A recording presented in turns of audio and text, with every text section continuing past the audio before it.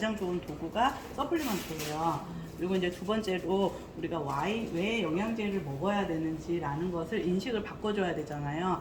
그런데 우리가 만든 PPT로 얘기할 수도 있고 다양한 자료를 가지고 하는데 사실은 이 레이스트랜드 처방전에 이 처방전 말고 레이스트랜드 박사님의 영양의학 가이드 책을 보면 거기에 잘 나와 있어요. 계속 반복되는 게 건강한 식사, 그 다음에 적당한 운동, 그 다음에 마지막으로 뭐였냐면 고품질의 영양제를 섭취하라를 계속 반복적으로 나오는데 실제로 그 영양의학 가이드 책을 잘 보게 되면 거기에 케니스 쿠퍼라는 박사님이 뭐라고 했냐면 운동을 하는 것이 건강에 도움이 된다라고 발표를 했어요. 70년도에. 그런데 뭐라 그랬냐면요. 그게 의사들 간에 논쟁이 됐다고 거기 써 있어요.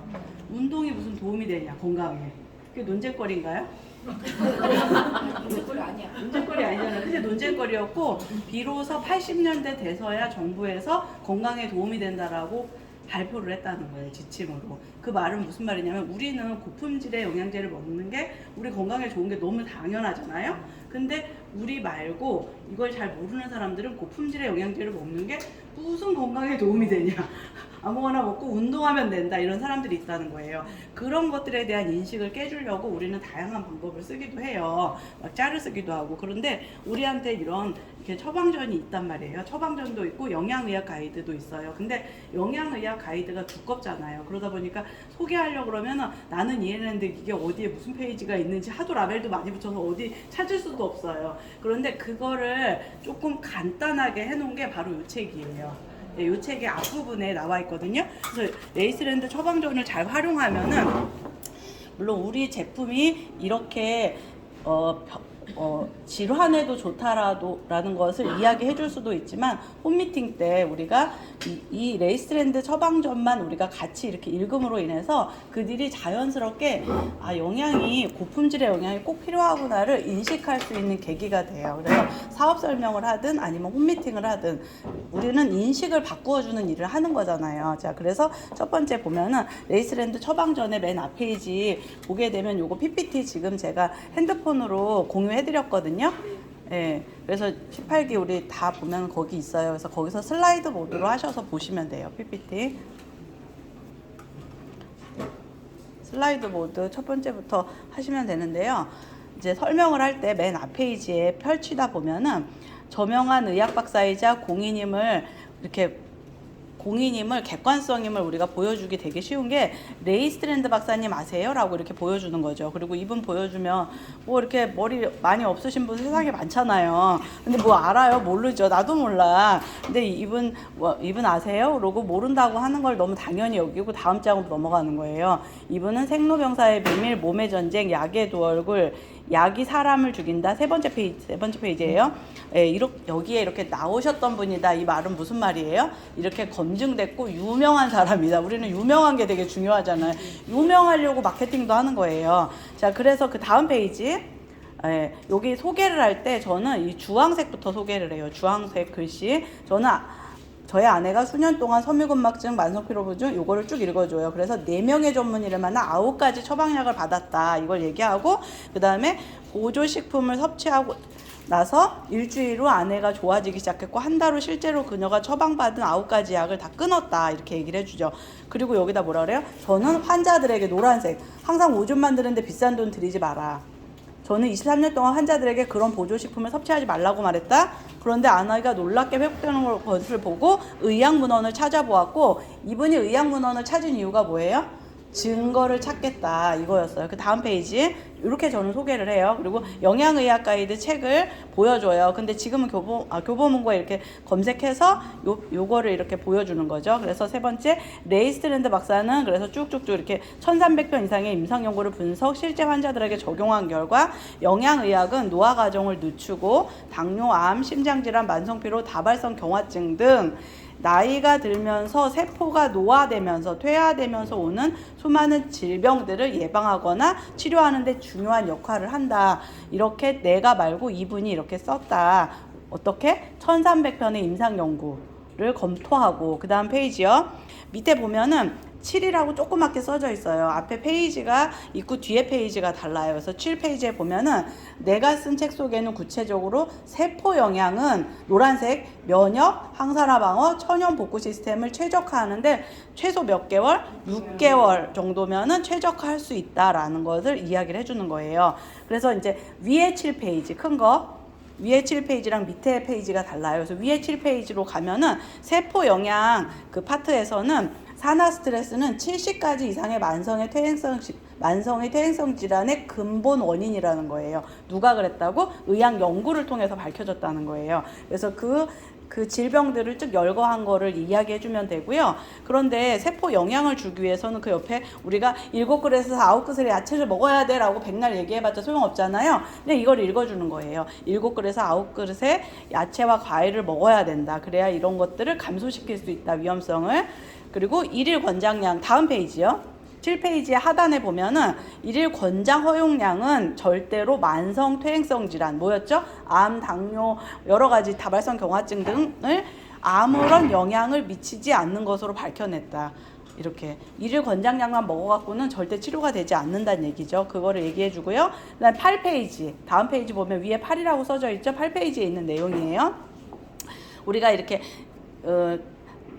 에브리데이에 우리가 막 붙여놓잖아요. 뭐 계란은 몇 개 먹어라, 뭐 몇 판 먹어라 이렇게 돼 있잖아요. 근데 이거 그냥 읽어주면 돼요. 만약에 비타민 D를 최종 용량으로 400IU를 먹고 싶다면 매일 시금치 33뿌리, 버터 12kg. 이거는 병을 고치기 전에 살쪄서 죽을 것 같아요. 살쪄서 죽어, 비만으로. 자, 그리고 비타민 C 최종 용량은 1일 1200에서 2000인데 뭐라고? 최적 용량 수준으로 먹기 위해서 오렌지 18개랑 키위 17개 또는 사과 16개 여전히 살쪄서 죽어요. 그래서 이렇게 얘기를 해주는 거예요. 그래서 그 다음에 10페이지에 산화 스트레스 위에 이 센텐스 이름이 이 문장의 주제가 산화 스트레스인 거예요. 산화 스트레스는 우리가 생각했을 때 병 걸려 이게 아니라 우리는 본질적으로 안팎으로 녹슨다. 그래서 산화 스트레스는 우리가 병만 걸리는 게 아니라 우리 예뻐지려고 별짓을 다 하잖아요. 가서 미용도 하고 뭐도 하고 막 하잖아요. 근데 주름지고 처지는 피부와 노인성 관점의 원인이래요. 무슨 말이에요? 병도 걸리고 얼굴도 못생겨진다는 얘기예요. 네, 산화 스트레스가 생기면. 그리고 활성산소가 그 밑에 항산화제에 의해 즉시 중화되지 않는다면, 항산화제를 많이 주지 않는다면 더 심하게 변하는 활성산소를 만들게 되고 활성산소가 더 가속화된다는 거예요. 세포벽, 혈관벽, 아까 뭐라 그랬죠? 못생겨지는 것뿐만 아니라 세포벽, 혈관벽, 단백질 그리고 세포벽의 중성자 핵까지도 손상시킨다는 거예요. 그래서 어떻게 된다고요? 병 걸린다고요? 못생기면서 병까지 걸리는 거예요. 자, 그리고 옆에 보면 건강한 삶을 사는 것은 균형의 문제이다. 이거 누가 다 얘기하는 거예요? 레이스랜드 박사님 얘기하는 거예요. 그리고 이게 영양의학 가이드에 그대로 나와 있어요. 당신은 몸에서 발생하는 활성산소의 양을 즉시 중화시키기 위하여 사용 가능한 충분한 항산화제를 가져가야 한다. 지금 계속 얘기하는 게 뭐예요? 영양제 많이 먹어라 이렇게 얘기하고 있는 거예요. 그 다음에 11페이지 중간 부분, 대부분의 항산화제는 야채와 과일로부터 온다. 토양, 그 다음에 약지 않은 상태의 수확, 익지 않은 상태, 그 다음에 냉장 보관 고도의 가공된 식품, 우리의 잘못된 식품 선택, 그리고 음식 준비 과정에서 미네랄이 파괴돼서 미네랄과 항산화제가 현저히 떨어진다라는 내용이 여기 적혀 있어요. 그리고 그 세 번째 박스, 고품질의 보조식품은 세포 영양을 한다는 것은 완벽하고 균형 잡히도록 영양소를 보충하는 것은 내부에서 일어나고 있는 이 전쟁을 이기고 우리의 건강을 보호하는 데서 최고의 희망이라는 것을 알 필요가 있다라고 11페이지에 있는 내용이에요. 그래서 이거를 그냥 쭉쭉 읽어주시면 돼요. 15페이지 여러 영양소들이 얼만큼 최적화 들어가야 되는지 쭉 나와 있는데 우리가 관심 있는 거는 포도씨 추출물이죠.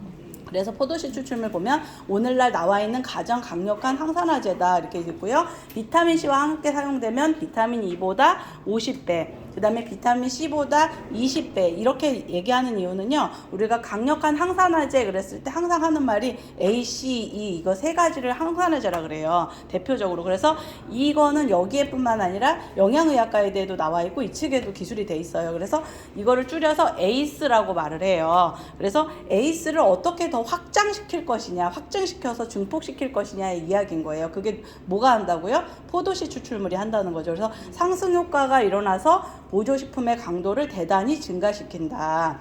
그리고 옆에로 가면요. 포도씨 추출물은 혈관, 뇌관문으로 알려진 것을 넘어갈 수 있는 능력이 있다. 그래서 뇌관문을 통과한다는 얘기 계속 하시잖아요. 스폰서님들이나 누구나. 근데 그 증거가 여기 있다는 거예요. 우리 애들 맨날 그러잖아요. 야, 이렇게 하래. 그러면 뭐라 그래? 애들 하는 말? 누가 그래요? 누가 그랬냐? 이거. 레이스트랜드 박사가 그랬다. 이렇게 얘기를 해주는 거예요. 내 말로 하는 게 아니라 그냥 읽어주면 돼요. 그래서 알츠하이머 치매, 그 다음에 파킨슨병, 다발성 경화증, 시력감퇴 이런 거 다 어디에 해당하는 거죠? 신경퇴행성 질병인 거예요. 결국은 신경에 염증이 붙음으로 인해서 치매나 파킨슨병, 경화증, 다발성 경화증들이 생긴다는 거예요. 그리고 어디에요? 시신경에 붙으면 눈도 시력감퇴도 온다는 거예요. 자, 그리고 또 한 가지 포도씨 추출물은 항알레르기랑 항염증 기능도 있다. 그래서 아까는 뇌관문이라고 그랬고요. 이번에는 미세 맥광 구조.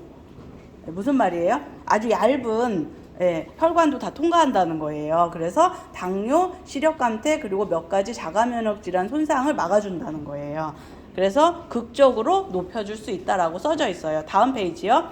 그래서 우리가 이제 레이스트랜드 처방전 이렇게 할 때 야 뭐 관심 있는 거 얘기해봐 그러면 뭐 고혈압 있고 뭐 당뇨 있고 이렇게 얘기하잖아요. 그 전에 세포 영양의 공통사항을 인지시켜 줘야 돼요. 그래서 그 페이지에 보면 이렇게 쭉 열거가 돼 있는데 관심 있게 안 보죠. 그죠? 그래서 요거를 봐야 되는데 다음 페이지 17페이지로 넘어가면은요. 그 우리 처방전 밑에 항상 세포 공통사항 이렇게 나와 있어요. 모든 질병의 공통사항이란 뜻이에요. 그래서 공통 기본사항은 세포 영양을 위한 최소 지원이라는 것은 최소 최적 이렇게 나와 있잖아요. 최소라는 것은 권장 영양소 무슨 말이냐면 항산화제와 미네랄을 충분히 넣어주는 거라는 거예요. 최소가 여기서 충분히예요. 그럼 최소라는 건 최소량으로 넣어준다 뜻이 아니에요.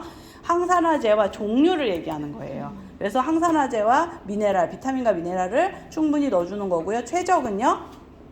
항산화제와 바람직한 결과를 위한 건데 항산화제와 미네랄 그 외에 칼슘, 마그네슘, 필수 지방산 뭐였죠? 아마시오일이나 오메가3 이것까지 넣어주는 게 최적의 지원이라는 거. 얼만큼? 듬뿍. 자, 그 다음에 향상식품은 뭐예요? 이것도 최적의 결과죠. 바람직한 결과 말고 이건 최적인데요. 이에 더불어 강력한 항산화제를 종류별로 넣어준다는 거예요. 질환별로 따라서. 예, 그쵸. 뭐 입이 아픈데 뭐 글루코사민 넣어주진 않잖아요. 뼈다귀가 아프면 글루코사민 넣어주고 이렇게 해주라는 거예요. 거기에 맞는 질환에. 그래서 18페이지. 그러면 18페이지에 보면 고품질의 영양식품 고르기 어떻게 고를 것이냐라고 이분이 얘기해놨어요. 어떻게 의약품 제조 품질 관리 기준을 따르는 회사 거. 그 다음에 약품을 그게 어떤 의미냐. 그 두 번째 줄이에요. 의약품 제조 기준을 따른다는 게 어떤 의미예요? 그러면 약품을 만들 때 그들의 제품 제조 시 따르는 것과 유사한 가이드라인인데 라인을 따른다는 거예요. 그리고 밑에 보면 유효기간과 회사의 완전한 주소가 명기되어 있는 것을 고르라는 거고요.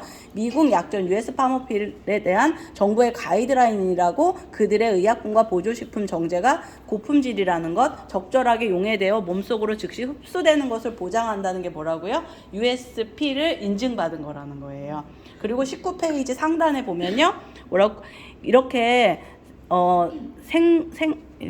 생산된다는 건 국제적으로 판매하는 회사는 미국에서만 판매하는 회사보다 높은 표준을 따라야 된대요. 이거 많이 들어보셨죠? 근데 이게 어디에 있는 내용인지 모르셨죠? 여기에 있는 내용이에요. 19페이지에. 그래서 캐나다, 호주, 서구, 유럽 국가들은 영양보충식품 제조에 대해 높은 표준을 가지고 있기 때문에 그 나라에서만 판매되는 것보다 조금 이렇게 선진국에서 판매되는 것들이 많은 표준을 지켜야 되니까 더 좋다 이렇게 얘기하는 거예요. 다음 페이지 19페이지는요. 영양 프로그램 그럼 시작하기. 우리가 지금 이 모든 내용은요. 영양 프로그램을 통해서 얻을 수 있는 이득인 거예요. 그래서 그 전에 이 얘기를 하는 거예요. 영양 프로그램인데 처방전 그러면 이거 낫는 데가 아니라 이 영양 프로그램을 통해서 어떤 질환들이 좋아질 수 있느냐 완화될 수 있느냐 이 문제인 거예요. 그래서 영양 프로그램 시작하기는 밑에 보면은 몸의 자연스러운 산화 방지 방어 시스템뿐만 아니라 타고난 면역 시스템을 복구 시스템을 최적화될 것 이것을 위해서 한다는 거예요. 그래서 영양의학 가이드 책에 보면은 뭐라고 써 있냐면 고품질의 영양제와 기도를 같이 한다면 신이 원래대로 만들어낸 대로 돌을 복구시켜 놓는다는 거예요. 너 완치될 거야 완전 좋아질 거야 이게 아니라 신이 원래대로 조금 약하게 만든 사람 좀 약하게 복구되는 거죠. 자 이렇게 되는 거죠. 해독 반응 옆에 보면은 해독 반응도 반드시 얘기를 해줘야 돼요. 약간의 근육통 두통 이 1, 2주 이내에 지나갈 것이다. 그리고 영양식품 섭취를 계속 하게 놔두라는 거예요. 더 심한 반응을 보이는 사람들 위험하지 않다는 거예요. 근데 우리 겁나잖아요. 저 영양 프로그램 하다 죽으면 어떡하지? 막 이런 생각이 들잖아요. 근데 괜찮다는 거예요. 그리고 많이 흡수가 되고 빠르게 흡수된다는 뜻이래요. 그래서 차츰 권장 섭취량을 서서히 늘려가는 방법을 선택하는 거지. 겁나 그러고 끊어버린다 이러면 안 된다는 거예요. 근데 그 사람들이 뭐라 그래요? 야, 난 이거 나한테 안 맞는 것 같아 이렇게 말할 수 있잖아요. 근데 요 밑에 보면은 피부 발진 알레르기 반응과 혼동한다는 거예요. 피부 발진은 그 독소가 피부로 빠져나가는 건데 알레르기 반응을 보인 사람은 이분이 영양 프로그램 하면서 130건 이상을 고치면서 한 명도 없었대요. 네, 거기 써져 있어요. 그리고 변이 묽거나 설사도 나오고 왜 그러냐? 위장관은 몸으로부터 독소를 제거하는 또 하나의 통로이기 때문이다. 그래서 설사하는 게 너무 자연스럽다. 그리고 자연스러운 이완 반응은요? 옆에 20페이지 식품을 섭취하여 그들이 에너지 레벨이 향상됨으로 인해서 더 피로하고 하루 종일 침울한 얼굴을 하고 주위를 어슬렁어슬렁 거린대요. 왜 더 피곤할까요? 안 하던 세포가 계속 일을 하기 시작해요. 우리 운동하면요 더 피곤해요. 안 하던 사람이 하면요. 네, 그쵸. 맨날 하던 사람은 괜찮은데 안 하던 짓 하면은 더 피곤해집니다. 그래서 안 하던 짓을 하는 거예요, 세포가. 그래서 피곤해지기 시작해요.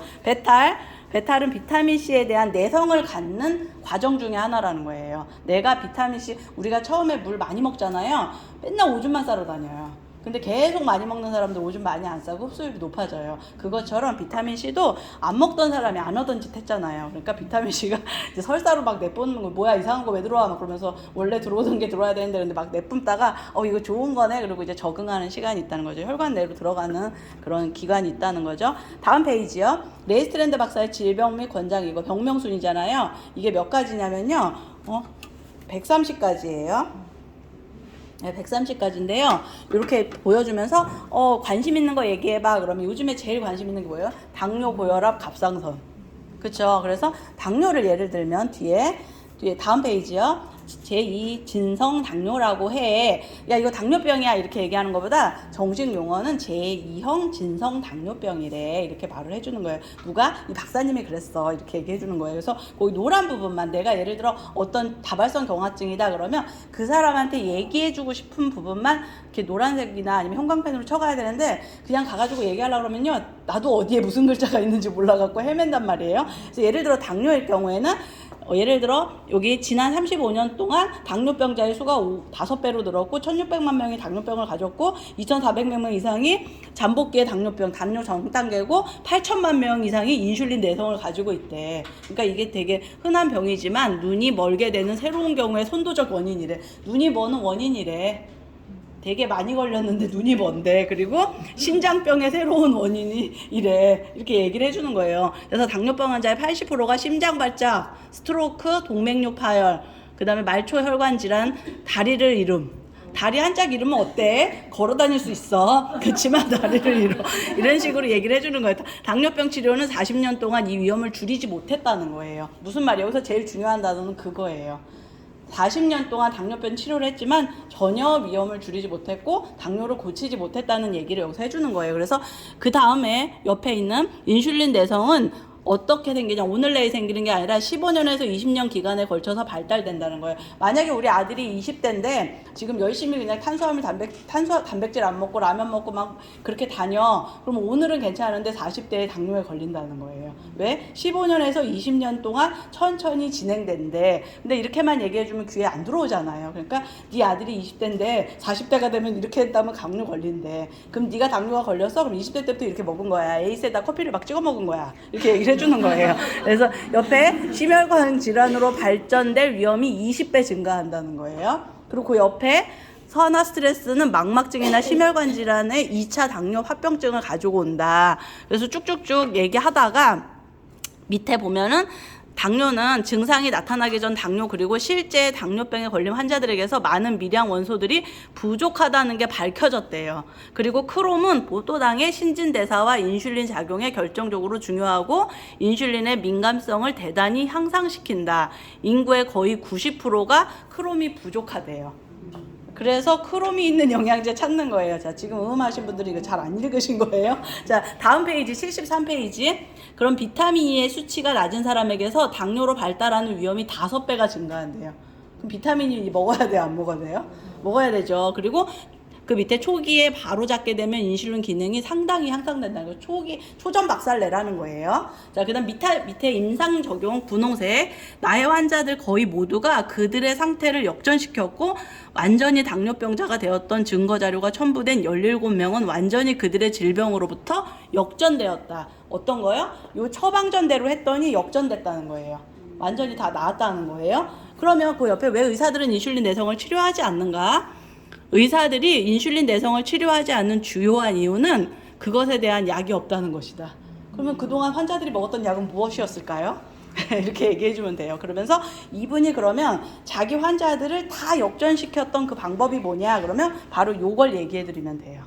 요 처방전대로 했다. 이렇게. 네, 이렇게 하시면 되고요. 요건 예였고요. 이런 식으로 소개하면 좋을 것 같습니다. 마치겠습니다.